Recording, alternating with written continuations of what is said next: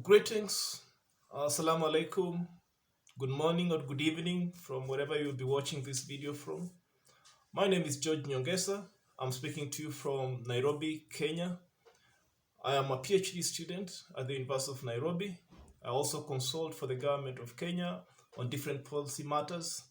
I'm also a member and an activist in the civil society organization called Concerned Citizen Kenya. The topic of today is of my interest because especially of my activism.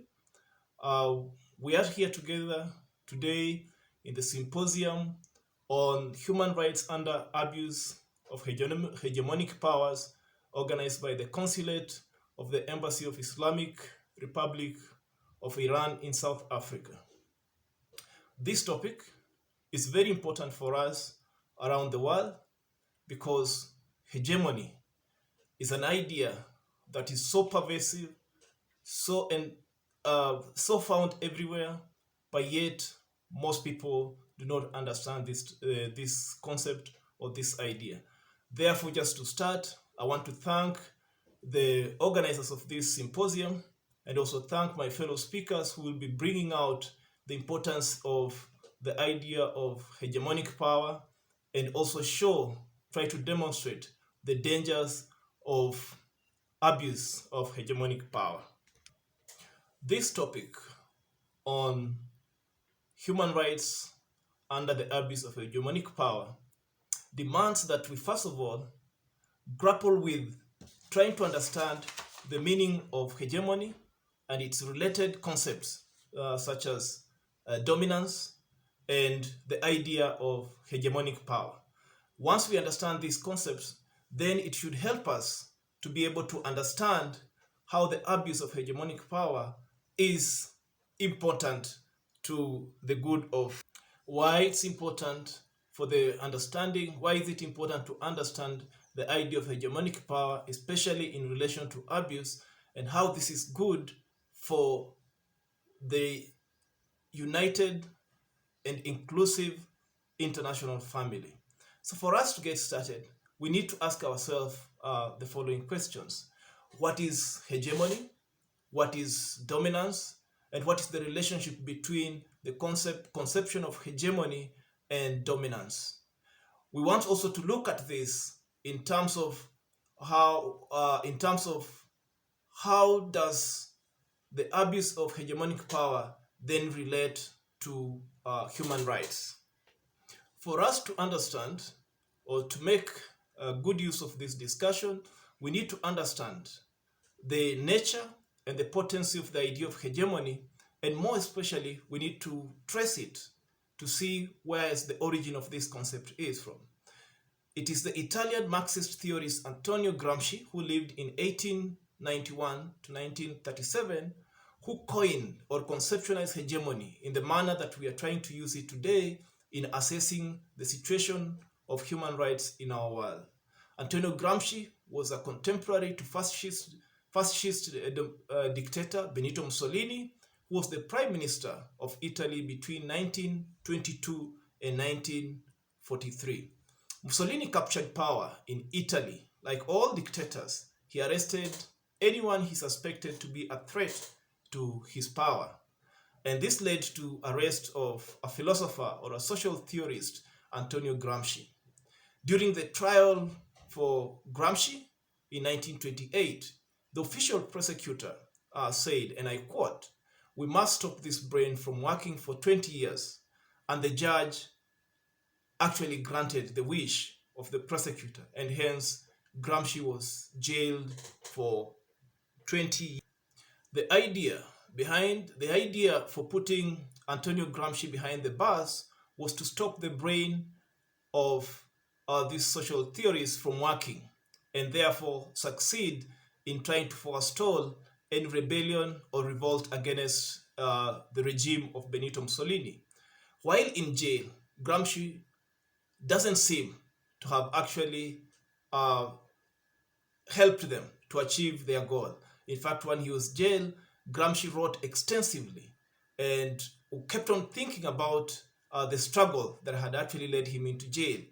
He wrote so extensive, and he was able to organize the smuggling out of the jail his notes, and this was later compiled by his sister into works that are named Prison's Notebook.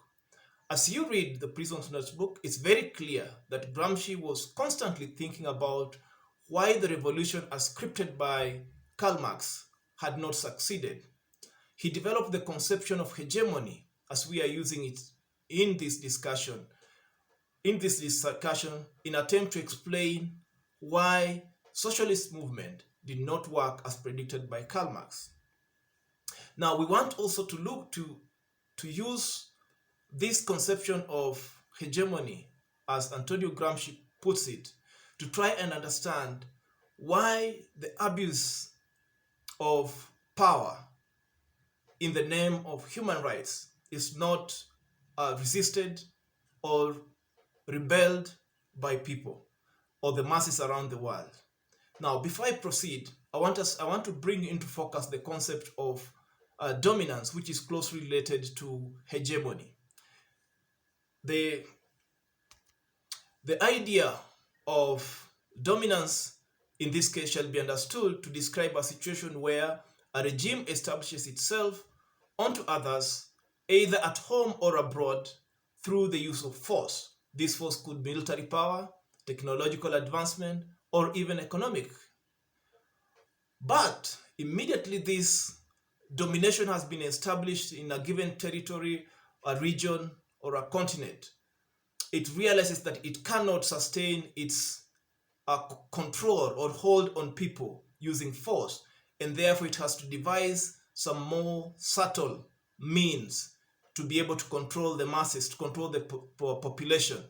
And it's these subtle means that it's this addition of the complementary subtle means to control population that Antonio Gramsci conceptualized as hegemony.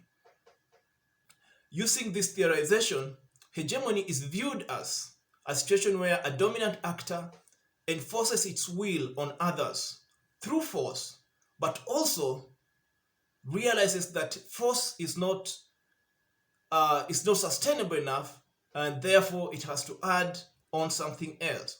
The subtle mechanisms that are used are normally ideological, and it involves capture of social institutions such as education, arts, media, and religion. These institutions are usually useful to pass on messages that tend to legitimize the domination, or simply makes those who are dominated to accept the situation of domination as if it was normal and inevitable. And therefore, we want now to look at the idea of hegemony as simply being use of force plus legitimization mechanism. So hegemony can exist in small, can operate in a small scale. That could be in a small region. It could also operate at a large scale, maybe at a national level or international level. Historically, we have had situations of hegemony arising in various places. For instance, as the Western world colonized the rest of the world in the pretext of bringing order and stability, the colonial regimes were established through military domination and weaponization of social institutions such as education, religion, media. It is these institutions, education, religion, and media, that were used to create a situation where you can control a large population. You can control a large landmass area without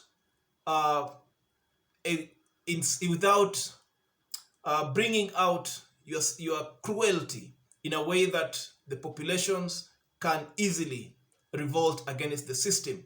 So it is through the education institution, religious institution, and the media that the subtle mechanism for complementing the brutality of the regime that is used to try and persuade the population not to see that actually their human rights abuse are taking place, or injustice is being visited on them, or they are being hurt in many different ways.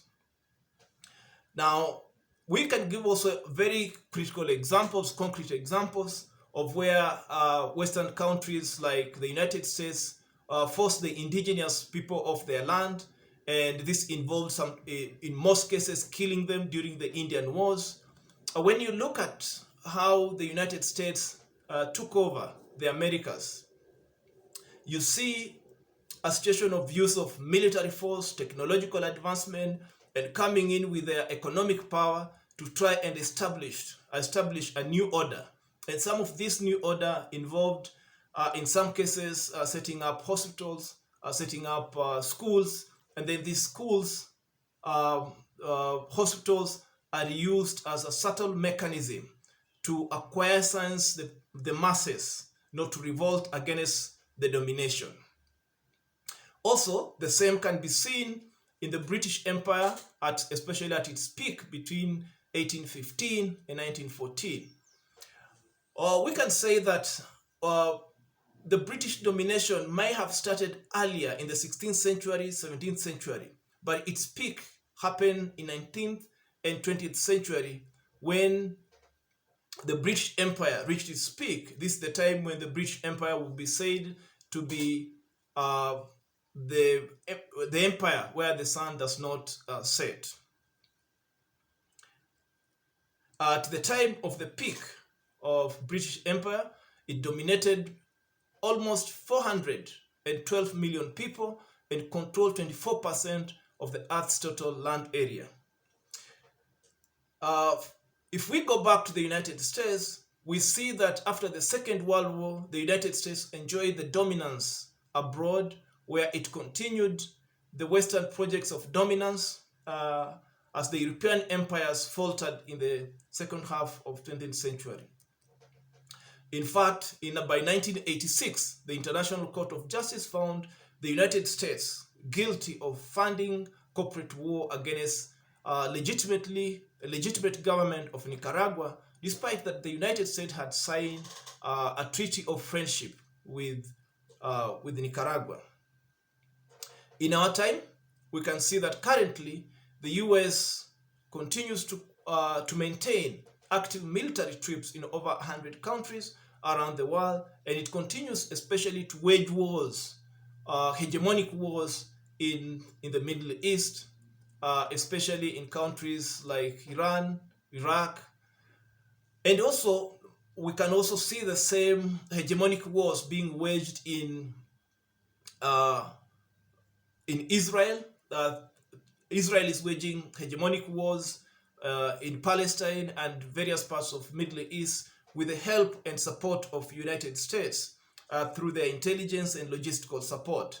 And when you look at all that, you can see that this is a hegemonic control, because the wars, the brutality of military is quickly covered up by humanitarian projects, support to education, in some case evangelism of setting up of evangelism projects. And all this, when you look at it, you see the conception of hegemony as Antonio Gramsci had conceptualized it. We can also say, and we need to point out, that the military assistance to Israel is especially a demonstration of abuse of hegemonic power, because there are resources that are given to Israel. It's used to wage unjust war on Palestine, and this involves even killing indiscriminately women and children who are not active combatants. Now, what is of importance is that we need to see that Western world, led by especially the United States, as they continue to threaten and force other states to behave in a certain way, their real goal is to maintain dominance over the world. But to do this, realizing that using brutality on its own is very difficult to continue controlling the masses, to control a large large population and a big land area, they introduce some other subtle mechanism, subtle ideas that they complement to their use of brutality, so that we are not able to see through their hypocrisy, duplicitousness, their criminality. And this especially, the idea immediately after the Second World War, the United States introduced the idea of human rights as a dominant ideology to underpin the global beliefs, global explanation, global perception, global values, and morals. And it's the use of human rights, or the attempt to use human rights as a value, a norm that is good for everyone. And actually, indeed, it is good for everyone. But to proposition themselves as the promoters and the evangelists of human rights has been their most effective tool to try and hide their brutality. And so we must ask ourselves, what is really the meaning of human rights? In my presentation, I want us to look at human rights as the norms and values that aspire to protect all people everywhere from severe political, legal, and social abuses. Now, from that definition, I want us to think about it. When you look at that definition as a magnifying glass to be able to assess the conduct of United States across the world, do you see them as human rights defenders? Do you see them as human rights violators? The recent history of our world is no doubt has made a lot of achievement, but at the same time, these achievements that have been achieved by the global family have a challenge of a dark spot in the history of our world is from racism, slavery, colonialism, and genocide, especially against the native people of whichever geography of the world. And we can see that these evils that blot the humanity have actually been occasioned and commissioned by the Western powers. Against this background, it must be very obvious for us to see that it's duplicitous and hypocritical for the Western powers to project themselves as human rights defenders. Western's power continue, as we speak today, Western powers continue to intervene in affairs of other countries, including inciting wars, regime change, as we previously we could give the example of the attempt in regime change in Iran. We saw regime change in Iraq. We have seen regime change in Libya, and there are many other places around the world. This Western power have been also very instrumental in midwifing emergence of terrorist groups, such as the ISIS.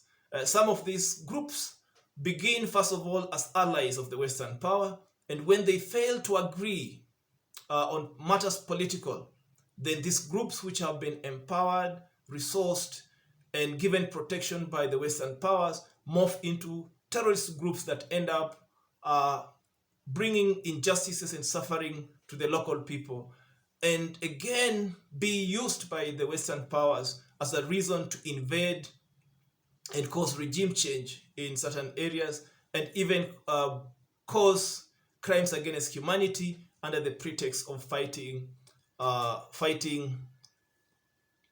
terrorism. We can see also that because of hegemonic power of the Western world backing the Saudi, some crimes of against humanity are taking place in Yemen war, and this is being, the Saudis are being funded or given logistical support and intelligence by the Western world. It's very clear from these examples that indeed Western world cannot claim to be human rights defenders, but should be stand accused as human rights violators. It is these human rights violations are not really seen clearly because the Western world has been able to capture our social institutions such as education, religion, and the media. And these institutions are used to pass on messages that end up manufacturing consent among the populace that the way America or the way United States, Britain, France, Germany, the way they are behaving or imposing their will on the world is the normal, inevitable, and it's good for everyone. Now, this continued terrorism of adversaries of United States who are, and here we need to point out that the adversaries are usually the individuals whom sometimes have seen through the hypocrisy of the Western world, and they have seen through possibly the ideas of hegemony and are able to see clearly the iron in the glove called the brutality, and therefore resist domination, resist control through any other mechanisms. When this happens, you find that the United States gets agitated because they are losing their control, and therefore they set out to use their military power, technological advancement, and economic power to go terrorize their adversaries. And in their criminal activities, they end up violating human rights of the people, of the local population, through economic destruction, rape, killing, maiming, you can name it. So we want to say that the idea of hegemony is so effective because it controls the hearts and the minds of people. Where use of force cannot controls the bodies effectively, it's the minds and the hearts that are controlled through the idea of hegemony. And it is this conception of hegemony, as Gramsci puts it, that is important for us to understand the human rights violation, occasion, commission, and action on by the Western powers that are of interest for us today in this symposium on human rights and the abuse of hegemonic power. Now, since we are meeting here as scholars and academicians or activists or people of interest in the good of international community and fraternity of all people, we must ask ourselves, what is it that can be done to help salvage the situation? Gramsci actually gives us a way forward that we can use to start thinking. Gramsci posits that to defeat hegemonic power, it's imperative that we have to develop a counter-hegemony.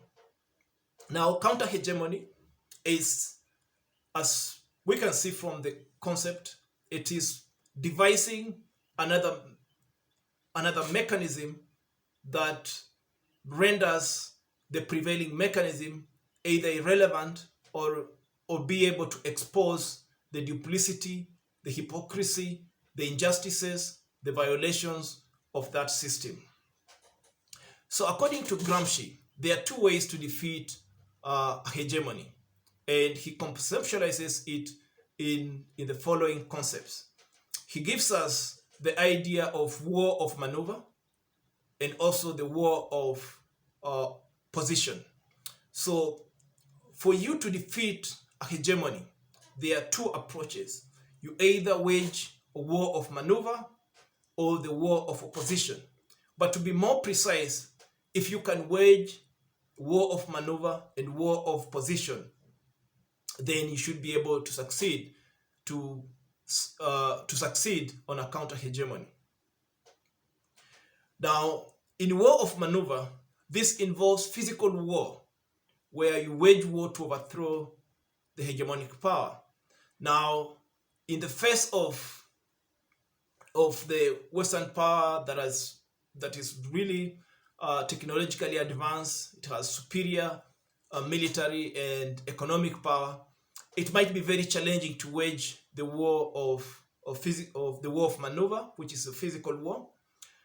Then this is where now we come to the second conception of trying to counter hegemony through war of position.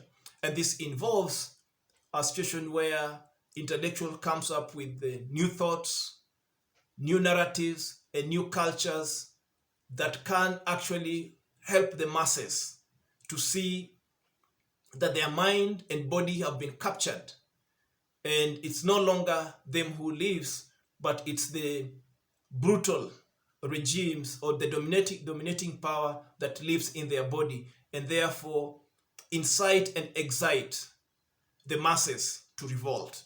And so we can see that the way forward for our world today is that there's a need for education through our schools, through our religious institution, through the media, to engage the masses to be able to see that their mind and hearts have been captured and have been duped to believe that the situation as we see it is inevitable, it's good and useful to all of us, whereas this system as it is, it's benefiting a certain individual.